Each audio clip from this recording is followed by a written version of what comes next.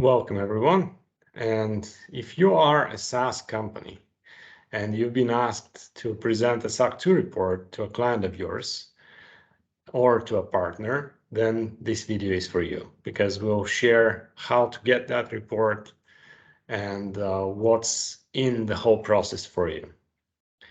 Now, let's share a few words about who is with you today.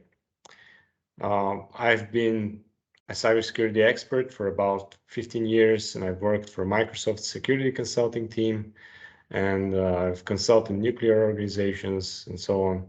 And I've helped several companies with their SOC 2 reports. And Joanne, can you share a few words about yourself? Yes, absolutely. So I work with Cloudwork as their associate director. Everything sales and marketing falls into my remit. Historically, I have done this for large financial organizations, including some corporate banks, and have been with Cloudwork now for a few months. And today I'm here to interview you and press your brains about everything SOC 2. All right, let's move on then. Let's move forward. So our agenda today, we'll review SOC 2, even though you might be familiar with it. There are some intricate details that I'm sure will be useful to you. And I'm not going to read the whole agenda. Let's just move on to who benefits from SOC 2. Well, SaaS companies are pretty much everyone today, everyone who is serving their clients online, with online gaming, accounting and HR firms delivering SaaS software to their clients, B2B services, payment gateways, cloud services. Pretty much everyone has to get some data from their clients, process it, give them some output, and in the way, you're storing clients' data, and you have to prove that you are storing it safely and that it will always be available to the people who bought the service and need the service. And you might be asked by a larger client or by a government agency to provide a SOC 2 report. And what is SOC 2? It's just abbreviation from one perspective, but from another perspective, SOC 2 is SOC 2 means for you that you get more clients, save time, and you will be better protected, and your clients will be better protected.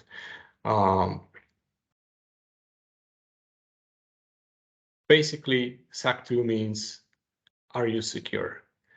People don't care if you are compliant to something, they care if you are secure. And AICPA, which is an organization of professional CPAs internationally, came up with the SOC 2 as a way of solving several challenges. The first challenge is when a client of yours wants to make sure that you are secure, they usually, in the past few years, they send questionnaires. And imagine a larger company having 100 vendors. And if they sent a questionnaire to 100 vendors and 100 vendors fill those questionnaires, some to process them, check for evidence, and it was a huge pain for the large corporations to manage the security of their vendors. And imagine if you were the vendor, on the other hand. The vendor, if they worked with 100 large clients, they had to fill 100 questionnaires. And again, it's a huge pain in the neck to fill 100 questionnaires. And all of them were different. So one questionnaire might have been 50 questions. Another questionnaire might have been 250 questions. And every time you have to come up with different answers and different pieces of evidence. And this whole process was just so tedious and added so much bureaucracy to the process of working with others that AICPA came up with a way to automate it in a way and to streamline it and to make it easier for everyone. And now that we have SOC 2, you don't have to fill so many questionnaires. You just have to fill it once. You get your SOC 2 report, be it type 1 or type 2, and we'll talk about that later. But you fill it once, you get your report, and then you send that report to all your future clients or potential clients. And you could even post it on your website, and people can just look for a vendor. They find your website and they say, all right, they have a SOC 2 report. I'm not looking any further. I know these guys are going to protect my data properly. And in a way, your clients and your potential partners might ask you, are you secure? And the shortest answer to that question is presenting a SOC 2 report. Okay. So that's what a SOC 2 report is, in essence. Okay. So you mentioned there type 1 and type 2. So what's the difference between a type 1 report and a type 2 report? Well, type 1 is actually the one that you have to work the most for, because and I will talk about that later on at a future slide, but let me just answer your question. Type 1 is the report which you will have to work the most for, because let's imagine that's the first time you're doing this and you've never complied with any security standards such as ISO 27001 or NIST or whatever. And this is the first time that you have to comply with a cybersecurity standard. You will have to work on several fronts, and you have to improve your business processes. You have to improve your IT processes. You have to improve how you're storing data, how you're processing data. And you have to fix so many things that it will probably take you between 3 to 6, sometimes 12 months to get your SOC 2 type 1 report, which says, yes, this company is secure. Now, type 2 report, on the other hand, the type 2 report is one that you're getting annually after your type 1 report. So after you get the type 1 report, you immediately start working on maintaining your security, or if there were still areas that needed improvement in your type 1 report, you work on improving those areas. And then throughout the year, it doesn't matter when you started. If you started in June, after 12 months, you get your type 2 report. And throughout the year, you get those mini audits, mini meetings with your auditor, with your CPA company. And by the way, only CPA companies can issue SOC 2 reports. Okay.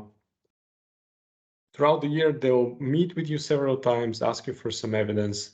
And if you maintained your security and improved it, then you get a SOC 2 report. Okay. So let's just hypothetically say that we've got a client's come to me and requested that we provide them with a SOC 2 report. Why would a client request that? Why would a client want us to have a SOC 2 report? Well, as I mentioned previously, companies need to streamline their processes. And a large company, if they have hundreds of vendors or dozens, doesn't matter, even if they have just one vendor, they need to make sure that this vendor stores their information safely. That let's say this is an accounting software that they use, so software as a service. They don't want, on the last day of the month, when they issue salaries, they don't want this service to suddenly disappear, or an employee of yours makes a mistake, the whole service goes down for a few hours or even a few days sometimes, or an engineer might accidentally delete some data and the service becomes unavailable. And that's one of the areas of SOC 2. They need to make sure that your service will always be available. And they need to make sure that a hacker couldn't easily breach your firm and compromise their information stored by your firm, because then their clients will suffer a security breach because you didn't protect their data properly. So that's one of the main reasons why companies want their vendors to present them with a SOC 2 report. Okay, so What do these reports comprise of? What are the building blocks of a SOC 2 report? Well, the SOC 2 reports consist of several elements. The first one, I mean, those are the elements that you see on the screen, are the ones making sure that cybersecurity is taken care of. But the report itself, if you read it from beginning to end, first, there is a statement by the CPA firm, their personal opinion about your company. Then the next section is your statement, your management's statement, that that your management takes security seriously and will work towards making sure that all the 5 elements that you see on the screen are there. And if we start with cybersecurity, that is protection from a cybersecurity breach, and then privacy ensures that the information that you store and process will not be seen by people who are not authorized and allowed to see it. Then comes the availability issue that I mentioned a few minutes ago, that your service will always be available to your client and to their clients in turn. Processing integrity makes sure that whatever you accept as information will be processed in a timely manner, correctly, without any mistakes. It will not be corrupted by processing it, and it will be stored in a way which will be easily retrievable. And confidentiality, of course, means that, I mean, there are many tenets to confidentiality. One of them might be that your employees will not look at your client's data without authorization, without permission, and without due process. Okay. You've touched on a few of the benefits as we've spoken through this, but just to kind of clarify, what are the key benefits to a company becoming SOC 2 compliant? And are there any disadvantages or negatives in the process? Of course, everything has pros and cons. Let's start with the pros, because that might sweeten the cons in the end. The first one is you get easier sales. It's easier to sell your service if you can prove that it's secure. And easier sales also means quicker, faster processes. The quicker the sales process, the more money you make. If previously you had to fill questionnaires, and filling each questionnaire took you days or weeks, because for some things you needed some changes and different departments need to fill different sections of a questionnaire, it may take a lot of time to just get a lead to trust you. And now you save all this time every time you work with a lead. You just send them the SOC 2 report, or you just publish it on your website, and you get rid of a lot of the questions about your security through having a SOC 2 report. And then, of course, logically, if people know that you have the SOC 2 report, they know that you've done the necessary steps to make sure that their data is safe with you. You get higher trust on the marketplace, higher trust with your clients, with your vendors, with your partners. And another key benefit of SOC 2 is that your entire business is more streamlined. Why? Well, SOC 2 makes sure that your processes are working in a predictable fashion. Your IT works in a predictable fashion. Your business processes, your hiring, firing, and all these processes are part of your business. And if they work as a oiled machine, as a well-maintained machine, this machine will work predictably and will work very well compared to a business which is chaotic. So security in a way gets rid of this chaotic way of doing business and streamlines it. And then you can show the entire world that you're secure.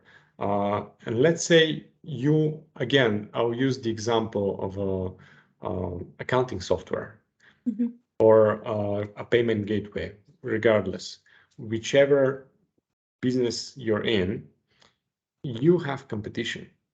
And that competition is trying to work with the same client that you are trying to work with.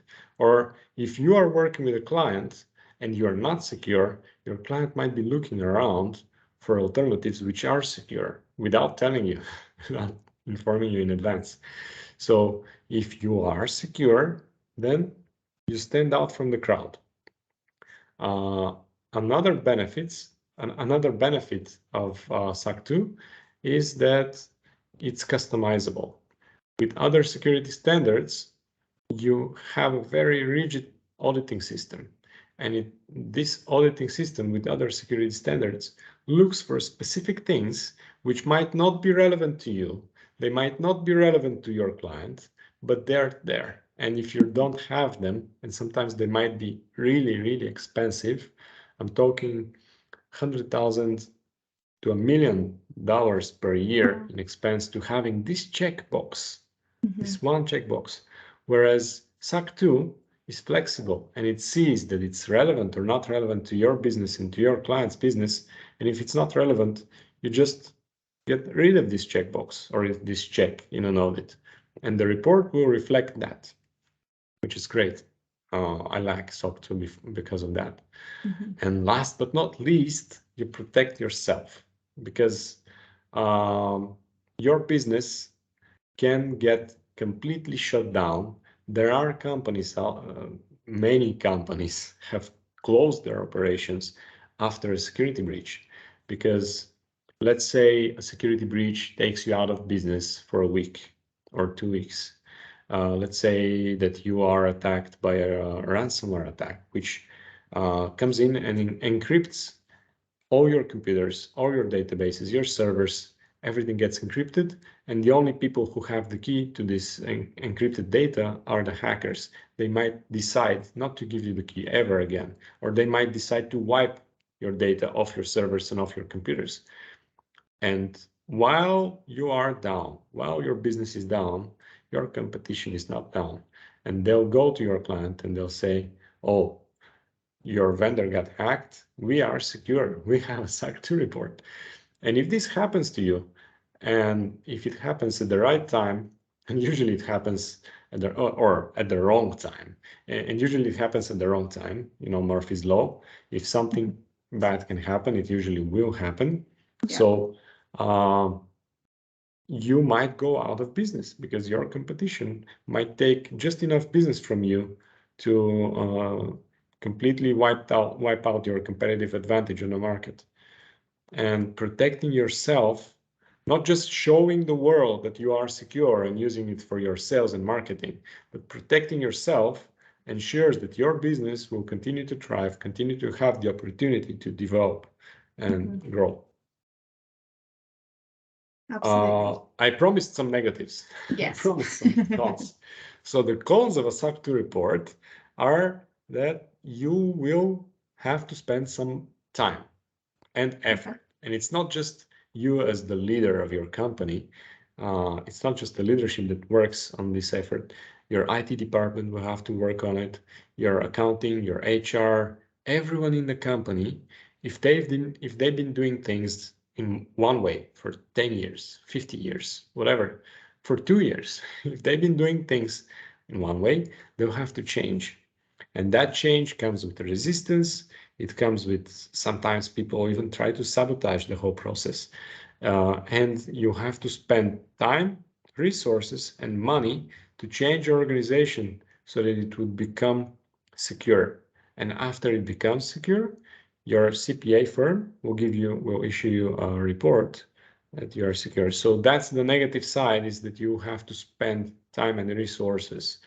And some people are not ready for that, but I would say it's a great investment. If you look at those benefits, if you look at the fact that you have easier sales, think about, for example, if you make $200,000 in a year working with a single client, whatever the cost of the SOC 2 report is, it's guaranteed to be lower. So you are already benefiting, you're already profiting from one single client.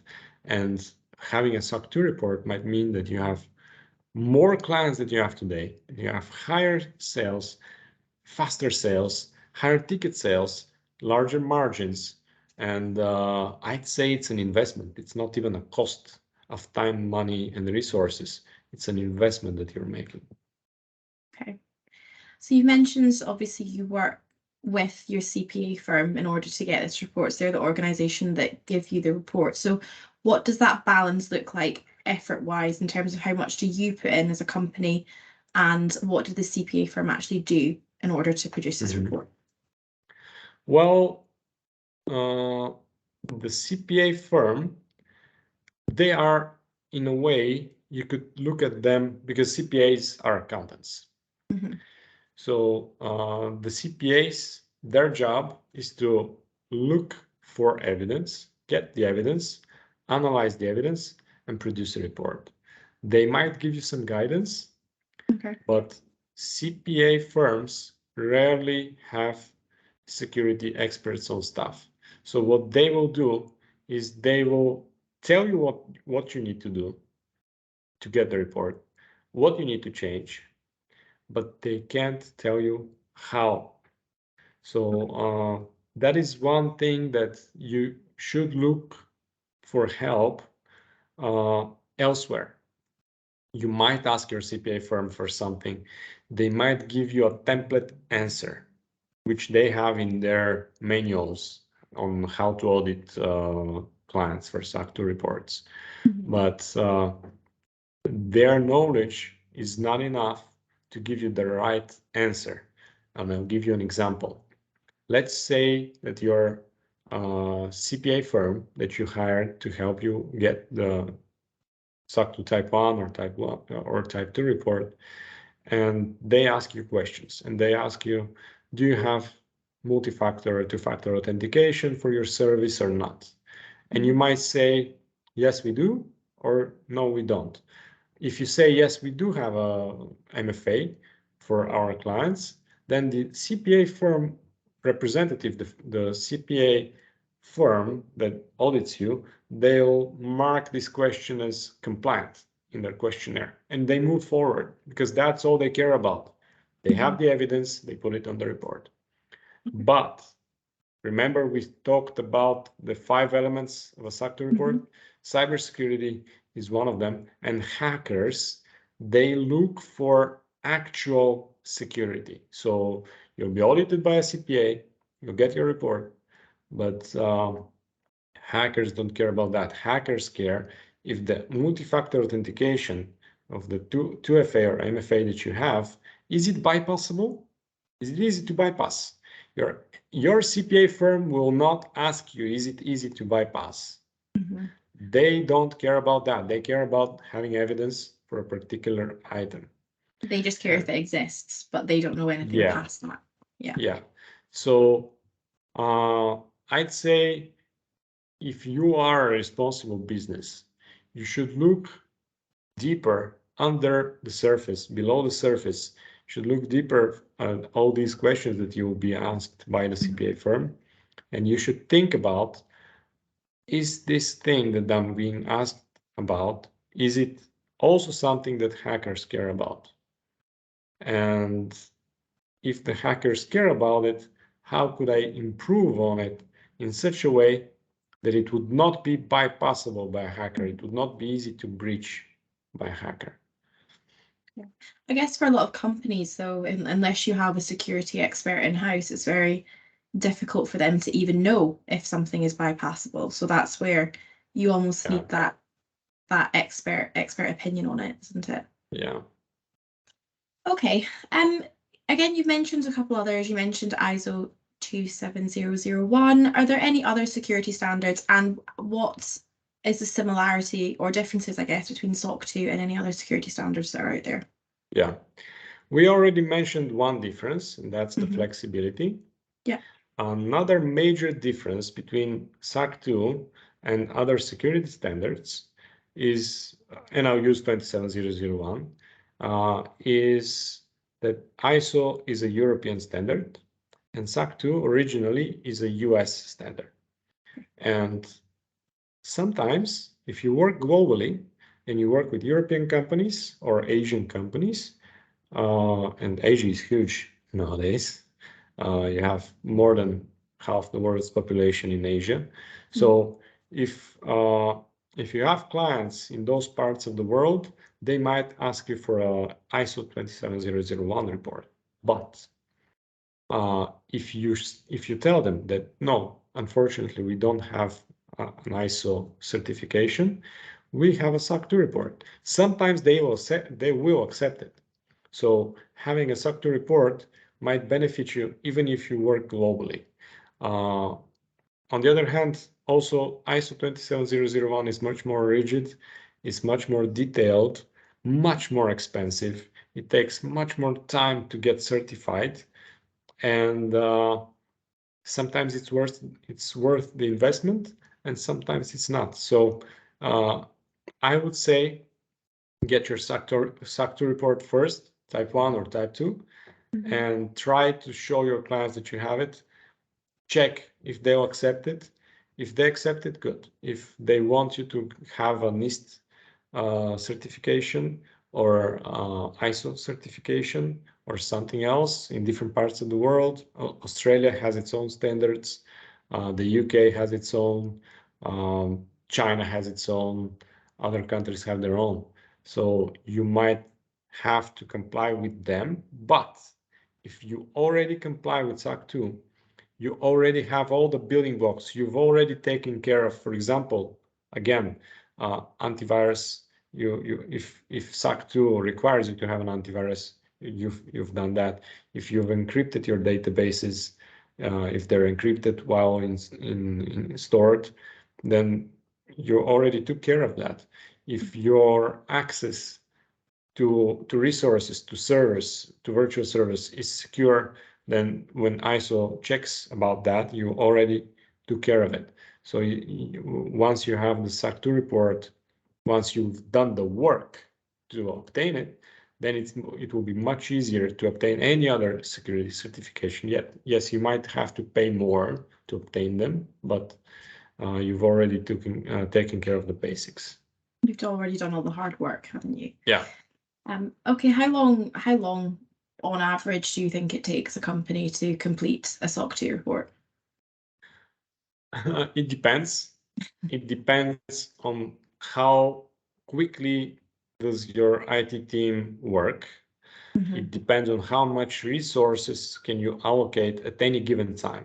Because even if you have the money to invest in such a report, in such an auditing process, even if you have the money, you might not have the people. If you have the people, they might not have the time because they might be busy already if they're working from 8 to 5 already, and you're asking them to spend an hour every day on SOC 2, they might not be very happy about that, and they might even not have the time for it. So you will have to make some difficult choices to prioritize, and it's up to you to decide, are you going to work 10 minutes a day, or are your people going to work 10 minutes a day on it? Are they going to work 1 hour a day? And obviously, if they work 10 minutes a day, they'll spend 6 times more time than if they work 1 hour a day. So how long does it take? Entirely up to you. On average, type 1, as I said, it takes more time to obtain a type 1 report because you have to go through all the changes initially. Yeah. So between 3 to 6 months, sometimes a year. That's on average. But average doesn't exist in real life. It's always different. Okay. And then you have the type 2 report, which you get annually. So how long does that take? Once you've done the bulk of the work, you've got your type 1 report, how much time are you spending a year to get your type 2? Well, it's the answer to that question is hidden in the question itself. In the, let's say, in the logic of type 1 and type 2, because the logic is you spend some time to get the type 1 report, and that time is relative, it's flexible, it depends on your speed, on your IT team's speed mostly, but other departments are included as well. And then type 2 always takes 1 year. It can take a little bit it can take a little bit less time. You might obtain your SOC 2 report faster if you are amazing at what you do and you're really good at security and securing your company. And if your technical team is very good, then it's possible. But on average, it takes 12 months. So yeah, type 1, 3 to 6 months, sometimes 12. Type 2, it's a cyclical event. It happens once every 12 months. Once every 12 months, you have to recertify. So you might get, if you're serious about it, you will work on a SOC 2 report every year, forever. While it exists, while clients ask for a SOC 2 report, for a fresh SOC 2 report. Because you can give them a 5-year-old SOC 2 report, but they might not be happy about it, because what if you no longer comply with those requirements? What if you just had the report 5 years ago and you're no longer secure? So they will ask for a fresh report every year. Okay. So on average, again, let me break it down a little bit. The most important thing in a SOC 2 report for you is the report, of course, but in other points of view, the most important is the start. So your readiness assessment. Your readiness assessment will map out your entire process forward. And it depends a lot who does your readiness assessment. You might trust your readiness assessment to your CPA firm, in which case they will just give you a template of, usually it's a template of how to get your SOC 2 report, and they will go through a set of steps which are predetermined. If you do your readiness assessment, your SOC 2 readiness assessment with a cybersecurity company, which is what we recommend, then you will have an information security program plan, which has details on how to apply all the changes in such a way that, yes, you will be compliant, but most importantly, you will be secure. And that readiness assessment usually takes 2 weeks. Then you need some time to implement your information security program plan. And that implementation period, as I said, takes 3 to 6 months, sometimes longer. You will, if you don't have a chief information security officer at this point, if you don't have a cybersecurity team, which most companies, most small vendors don't, you're in trouble. And you have to find a way to solve this problem and probably seek external help. Like there are companies offering part-time CISOs, part-time security expertise. They virtually join your team to help your team with the struggle of security. And they usually have very good security experts compared to, or as opposed to CPA firms. And they will make sure that whatever you implement it in a cost-effective way and in a practically effective way. And then, of course, you work with your CPA firm for a few months. They will check everything implemented so far. And if everything is implemented correctly, they'll issue you a type 1 report or type 2 report. Okay. And I guess the big question that will be on every business's mind when they come to think about doing something like this is the cost and how much it'll cost. And I imagine it's a tough question to answer because it will depend on, do you have an in-house CISO, do you not? Do you need to get one to come in and work for you over a certain period of time? But what is the kind of cost to complete something like this? Yeah, you were correct. It depends. Some companies, when they go for the SOC 2 process, they already have a CISO in their team. They already have a cybersecurity team on staff. They've taken care of so many things. And for them, it will be like a walk in the park. They get their SOC 2 type 1 report in a few weeks, a couple of months, and they're done. For them, it's going to be cheaper because they've invested all the money in advance and all the effort in advance. They've worked on cybersecurity for years, and now it's just another certification for them. So for them, it will be cheaper. Also, it depends on the kind of CPA firm that you hire. if you work with a Big Four firm, your costs are going to be higher just because of the brand. Sometimes your client might require you to work with a Big Four firm. If it's a very large client, then that kind of investment will be peanuts compared to the profits of working with such a client. So again, cost versus benefits is really different, and it's important, and it's different in every case. But on average, if you work with a smaller CPA firm, it's going to cost you around $20,000 to do the auditing work. But as with everything else, that's not all your costs. Remember when I shared about if you don't have a chief information security officer and stuff, if you don't have security experts, then you have to hire security experts or work with an external company to help you go through everything with your CPA firm. So while your CPA firm is auditing you from one side, on the other side, on the inside of your business, someone has to help you implement everything correctly. And that's another cost, you know. And it's just the same. I'd give the example of getting healthy or getting fit. If you're not fit, if you're not healthy, then you might decide to go to the gym. And the monthly membership costs around $100, for example, depending on the city, country, whatever. But that's not the entire cost of getting healthy or being fit. You need to buy equipment, you need to buy supplements, you need to change your lifestyle, and changing your lifestyle is actually the real cost here. So, you know, just as an example to that. And then there are monthly costs involved with the SOC 2 assessment. So your assessment might cost you some money. The readiness assessment might cost you some money. You remember when I spoke about the timeline of a SOC 2 report, you have the readiness assessment first.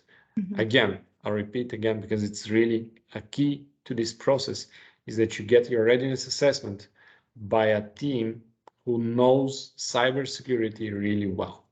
And then you have the cost, the monthly cost of a chief information security officer, a CISO, or an outside firm which acts as your CISO to help your IT team, to help all your departments to get in line with security requirements. And those are your monthly costs. And they vary because your business is not like any other business in the world. You are unique. You have unique IT infrastructure. You have unique people, unique processes, and those unique technologies and people and processes in place, they'll need unique tweaks and unique changes. And it's always different, but on average, again, on average, those are the costs that you see on the screen. Okay. So obviously it takes quite a lot of time and it's quite a big cost for a business to take on.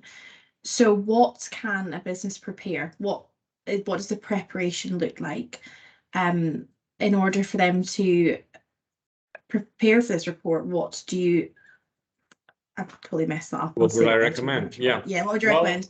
And what would you expect to be the most difficult part of the process for them? Well, let's start with the first part of your question, the preparation process.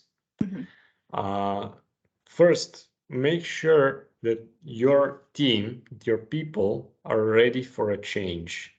So that might require some conversations or some conversations that each department head will have to have with their subordinates about the incoming changes.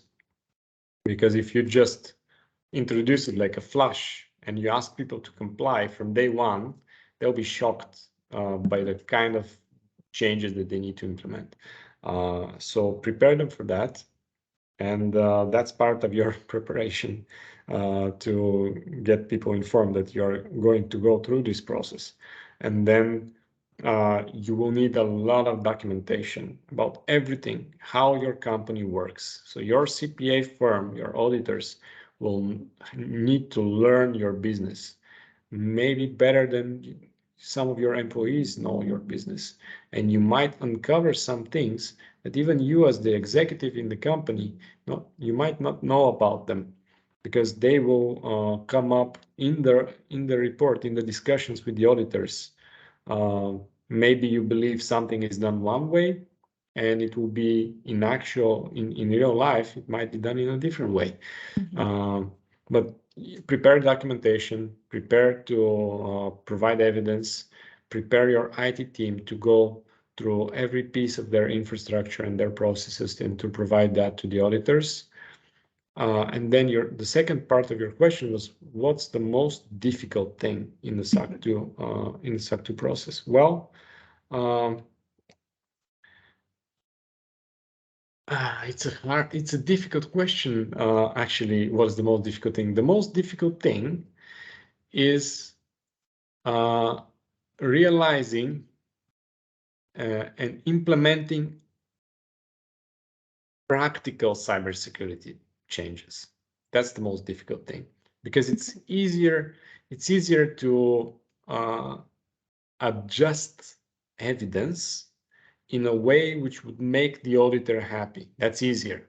But the most difficult thing is doing the right thing, just as in life. It's always difficult to do the right thing. It's easier to take, for example, to take the shortcuts when it comes to fitness. Some people inject themselves with chemicals to make their muscles look bigger, for example. But that's not the right thing. The difficult thing is exercising every day, eating healthy, and it's the same with SOC 2.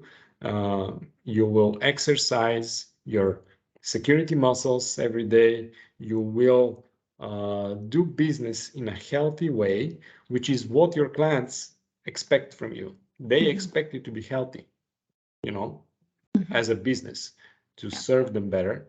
And that's the difficult part. But I would say, as I said in the beginning and throughout this video, is that it's an investment. So what should we do to ensure then that we don't take the easy route? Well, the easy route is to work with the CPA firm only. Okay. Because the CPA firm will make sure that you're certified, that you have the report in hand. That's their job. The difficult and the right thing to do is to work with, either you hire a CISO and you hire a good information security team inside the company, or you hire someone to help you do everything correctly. And that's usually companies hire other security companies to help them through this process. Okay. Of course, I think every business would want to be responsible when going through the SOC 2 process. So what would you say that kind of project looks like? The project, it's usually a 1 year, as I mentioned in another slide.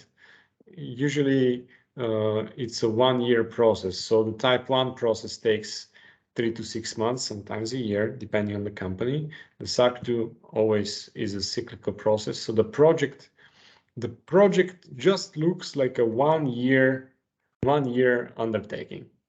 Okay. Sometimes 3 to 6 months. Okay.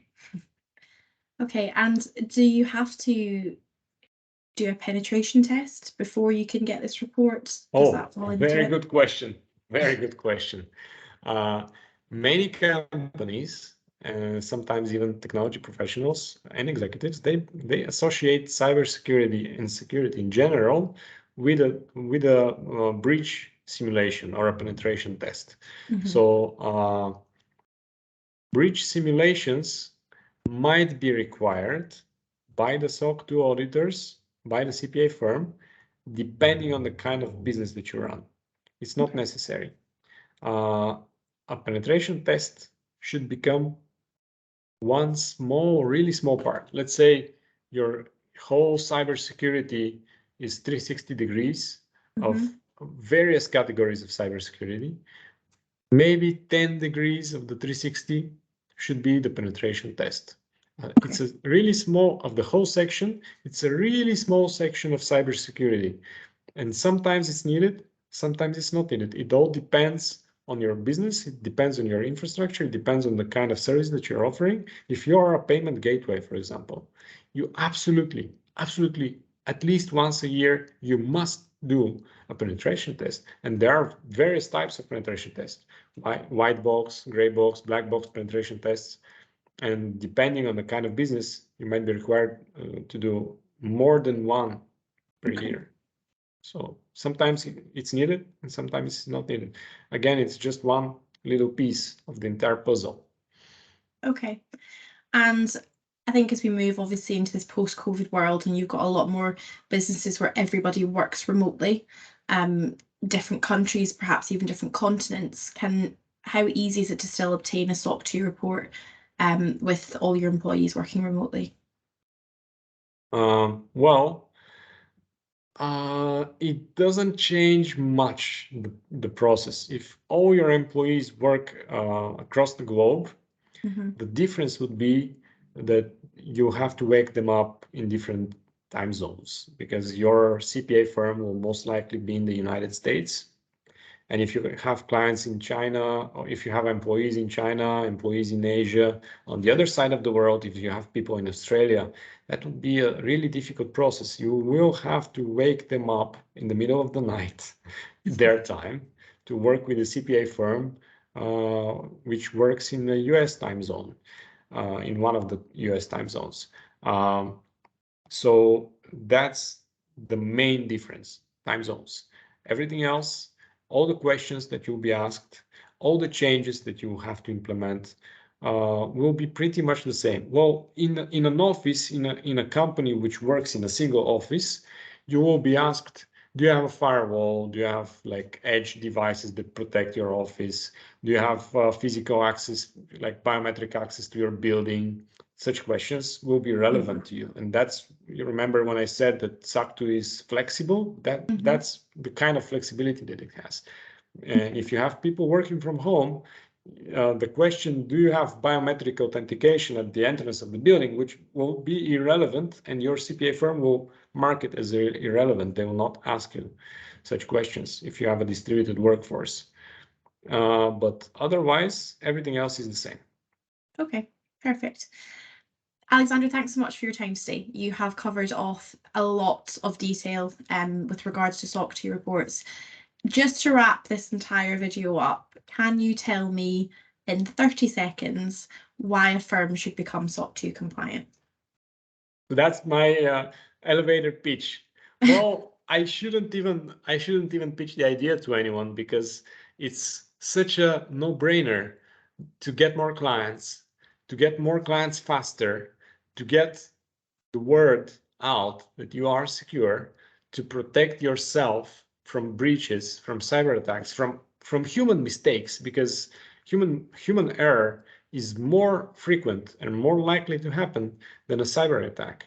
But if your business is secure, if all your processes are streamlined, then human error is much less likely. So yeah, your benefits just outweigh the negatives by a large margin. So I'd say look at the benefits and make a decision. Amazing. Thank you very much. Thank you too.